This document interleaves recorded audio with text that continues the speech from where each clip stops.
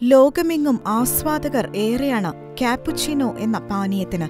എന്നാൽ കാപ്പിയുടെയും പാലിന്റെയും ഈ സ്വാദിഷ്ടമായ മിശ്രിതത്തിന് കത്തോലിക്കാ സഭയിലെ ഒരു വാഴ്ത്തപ്പെട്ടവനുമായി അഭേദ്യ ബന്ധമുണ്ടെന്ന് അറിയാവുന്നവർ വിരളമായിരിക്കും. വാഴ്ത്തപ്പെട്ട മാർക്കോ ഡി അവിയാനോയാണ് കാപ്പുച്ചിനോ എന്ന കാപ്പിയുടെ പ്രത്യേക ഉത്ഭവത്തിന് പിന്നിലുള്ള കപ്പുച്ചിൻ സന്യാസി.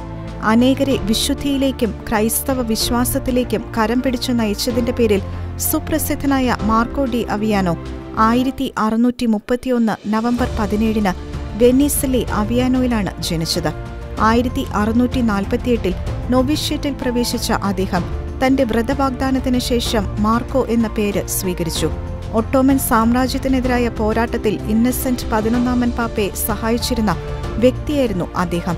ക്രിസ്തുവിന്റെ സഭയെ വിജയത്തിലെത്തിക്കാനായി അദ്ദേഹം നടത്തിയ ധീര പോരാട്ടങ്ങൾ ചരിത്രത്തിൽ ഇടം നേടിയവയാണ്.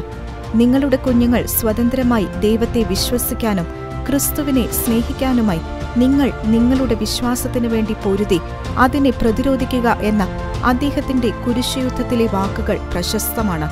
വിയന്ന യുദ്ധവുമായി ബന്ധപ്പെട്ടാണ് കാപ്പുച്ചിനോയുടെ ഉത്ഭവം.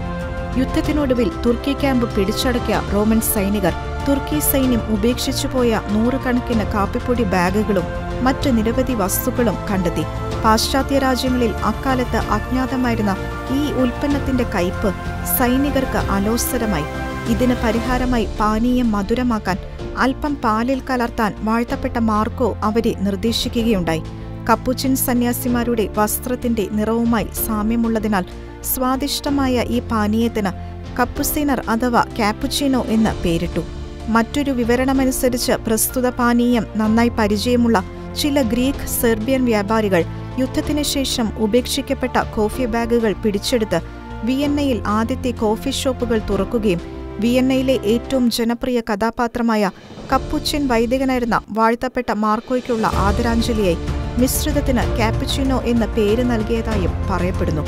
മാർക്കോ ഡി അവിയാനോ 1699 ഓഗസ്റ്റ് 13 ക്യാൻസർ ബാധിച്ച് മരിച്ചു. വിശുദ്ധ ജോൺ പോൾ II മാർപ്പാപ്പ 2003 അദ്ദേഹത്തെ വാഴ്ത്തപ്പെട്ടവരുടെ നിരയിലേക്ക് ഉയർത്തി. ജാതിമത ഭേദമന്യേ കാപ്പുച്ചിനോ ഇന്ന് അന്തർദേശീയ സമൂഹത്തിന്റെ ഇഷ്ടപാനീയമായി അറിയപ്പെടുമ്പോൾ അതിനു പിന്നിലുള്ള ഈ കപ്പുച്ചിൻ പുണ്യാത്മാവിന്റെ ചരിത്രം വിസ്മരിക്കപ്പെടാതിരിക്കട്ടെ. Church desk, Shekinah news.